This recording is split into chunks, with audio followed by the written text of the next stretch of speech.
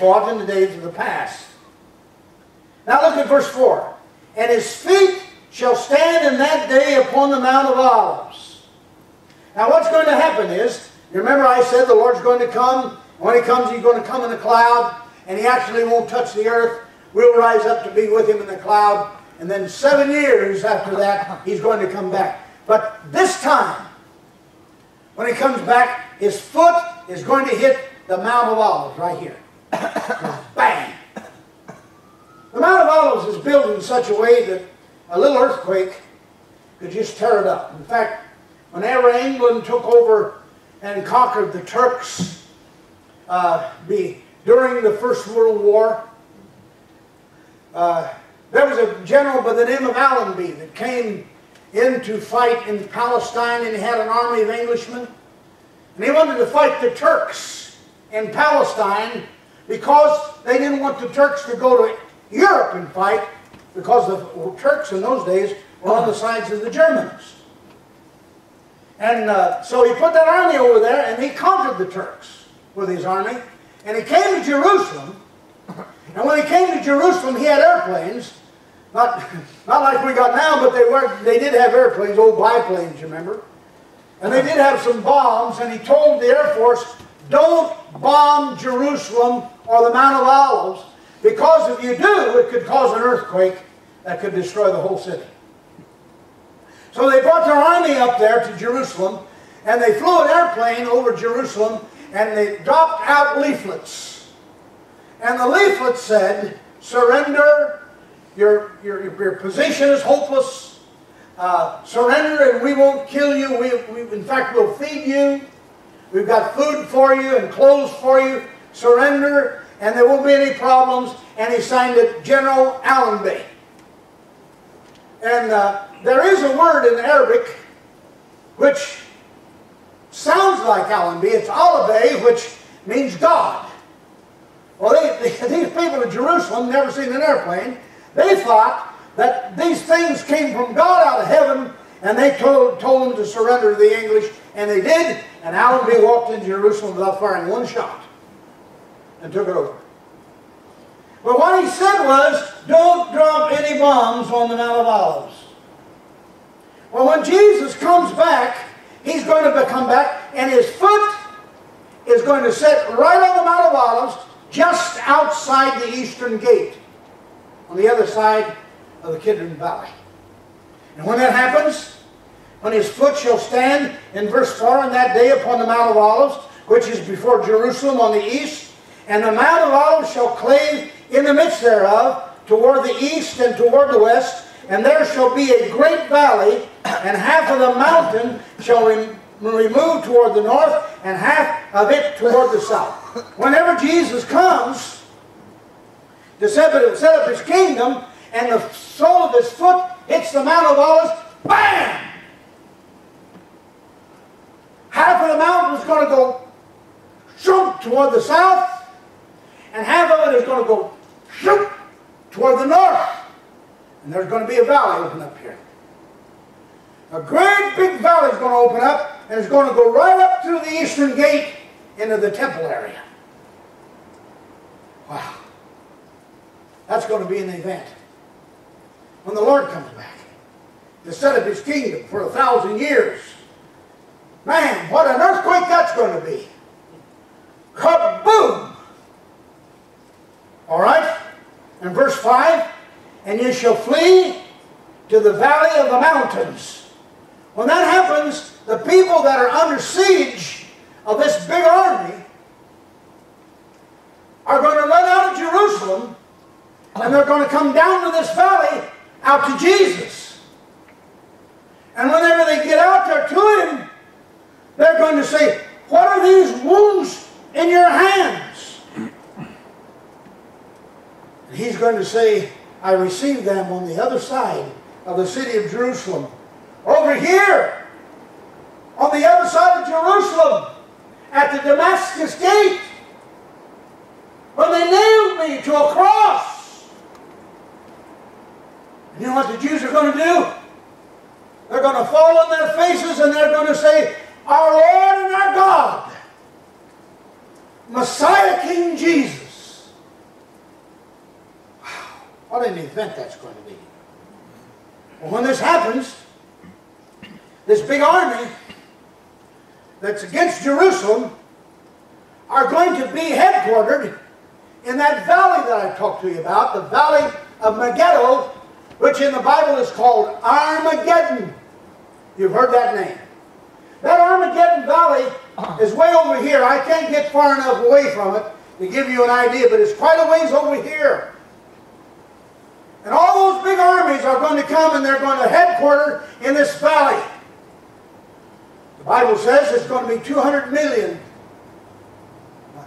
By the time I would go to that 16th chapter of the book of Revelation and show you. There's going to be a great host of people that are going to march up there to take over Jerusalem. And they're going to be headquartered in that valley. Now this is what the Bible says in verse 5. And ye shall flee to the valley of the mountains. And for the valley of the mountains shall reach unto Azal.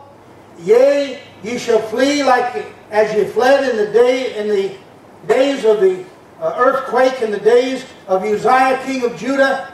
And the Lord my God shall come, and all the saints with thee. Now can you imagine this? Jesus is going to come, but we're going to be with him. All of us born-again Christians are going to be with him.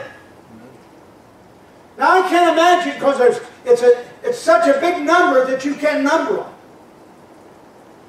It's billions and billions of people. Trillions of people. We're counting trillions today. The president said he's going to make a coin worth $1 trillion. Can you imagine such a nut as that? Think he's going to make a coin worth $1 trillion.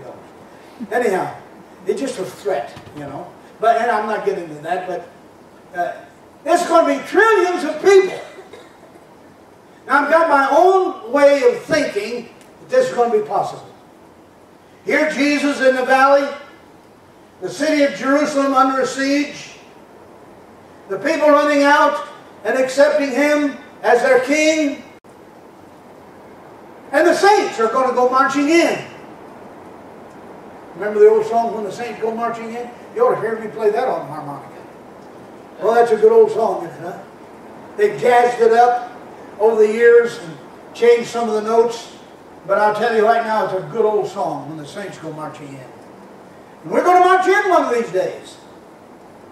But Jesus is going to be here, and the saints are going to be with him. I personally believe that we're going to be in a panoramic view of all of this from Jerusalem, maybe the whole way to the moon. I don't know. There's going to be a lot of us. We're going to be with him. I mean, all of our loved ones that have died and gone on before, we're going to be with them there. All the Old Testament saints, all the prophets and preachers of the past that were great godly men and women, they're going to be there in that great place. What a time that's going to be.